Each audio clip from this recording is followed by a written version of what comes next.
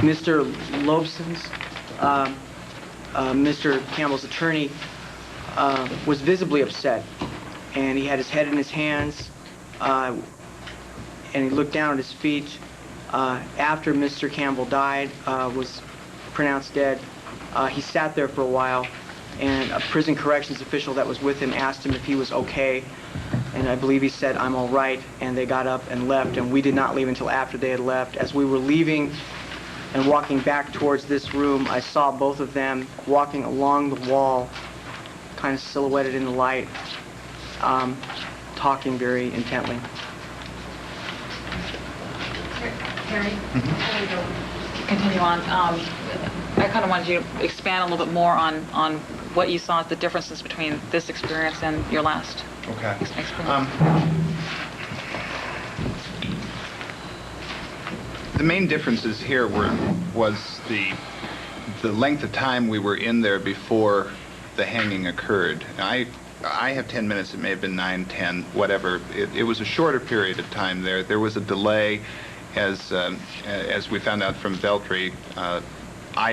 Since I was in the other one, I thought there probably was some sort of problem. We were told that there could be some sort of struggle or some sort of problem with getting him from the holding cell, and to expect to have to see the board also strapped to him, which was not the case with Mr. Dodd.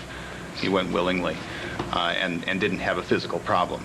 And we were told it did look like there was some movement, and I guess maybe and I did see the same movement they did, and it did appear to be a struggle of some sort, or at least, you know, at that point he may have been too weak to walk, but there was some sort of movement in the head, and there was at least one unsuccessful attempt to put the hood on before it actually was put on, and there was more difficulty in cinching the noose this time. This period of time that we saw up there was about a minute and a half, and it was much faster for Mr. Dodd, much faster.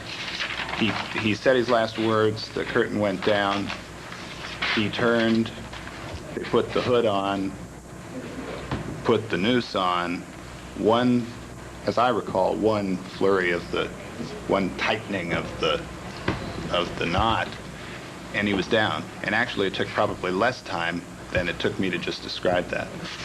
There was a little more difficulty, and Veltri said it was probably because of the jumpsuit and the board and those types of things.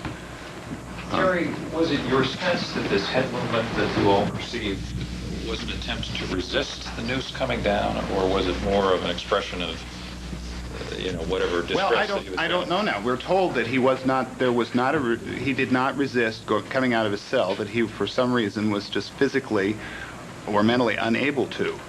And so we may be projecting now something. We were told back there to prepare because of this struggle that ensued, or the resistance that ensued earlier in the day. We were told to prepare that he may have a struggle, and that there had been, at least a while back, some threats made and things. And so we were told to see the board. Now, we may be projecting some of that. What we thought was a struggle may indeed be a... In other words, you don't know. Absolutely. We don't know, and we will never know. Can I ask a question? Because the blind was pulled. I think the other thing you need to keep in mind is this guy, you could tell from the silhouette, he had a very bushy head of hair. And he, in addition to having on orange coveralls, had a t-shirt and jeans underneath.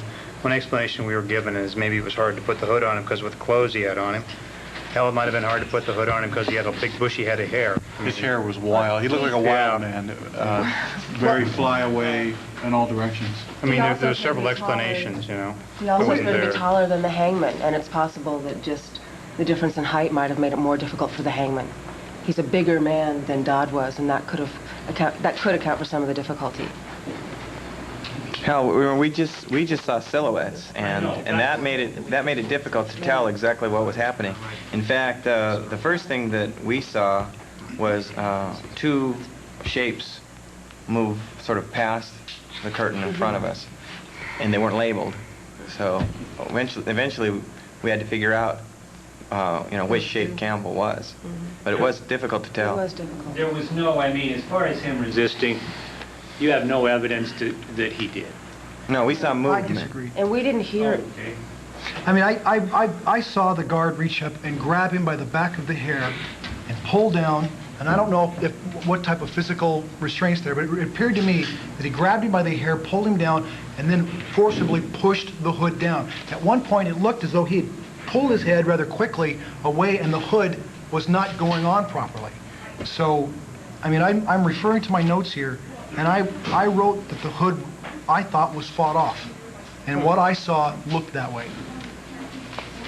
we're I saw not something very in similar agreement. to that as well. What about the issue of, can I ask you, Viva? Sure. The big question is, this is the second hanging we've had in this state in 18 months, and it sounds like it's the second one that went off flawlessly in terms of minimal suffering, apparently. What do you say about that? I mean, is hanging, based on what you say tonight, a viable form of execution rather than a cruel and unusual form of execution? It certainly happened quickly. He appeared to be, he came down and there was no apparent movement, so it didn't appear that he was alive once he came down, and therefore, I mean, it seemed like a very quick death.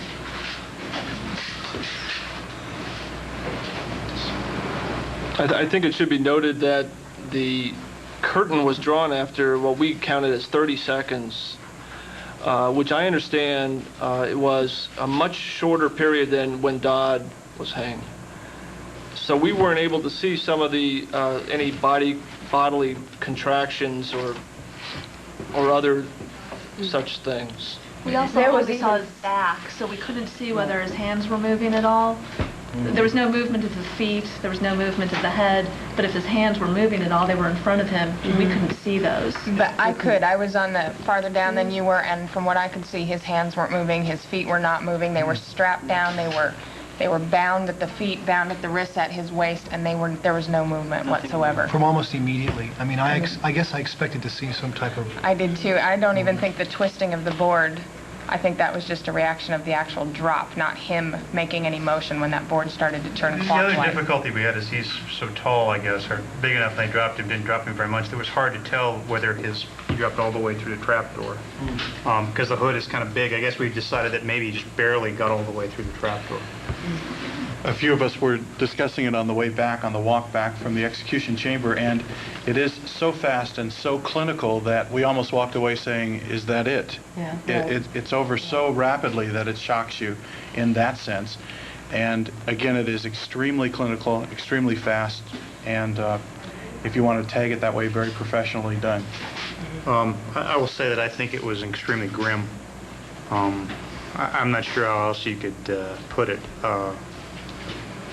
Kafkaesque, maybe. I mean, when you look up in a silhouette and see a silhouette of a noose and see him putting a hood over a guy's head, and then he drops through. I mean, it's not for me to say how much pain he suffered. I don't know, and I'm never going to know, and I'm not a judge. But it's pretty sober, you know, sobering, I guess. It's also, fortunately, Terry, having been through it, warned us to be prepared, and literally, as soon as they slide the noose and get it up into position, that trapdoor hit. And so, and it was the nooseman tightened the noose, stepped back, and kind of nodded, and it was over that quickly. Tom, what about the sound of the trap door? Did it silence everything?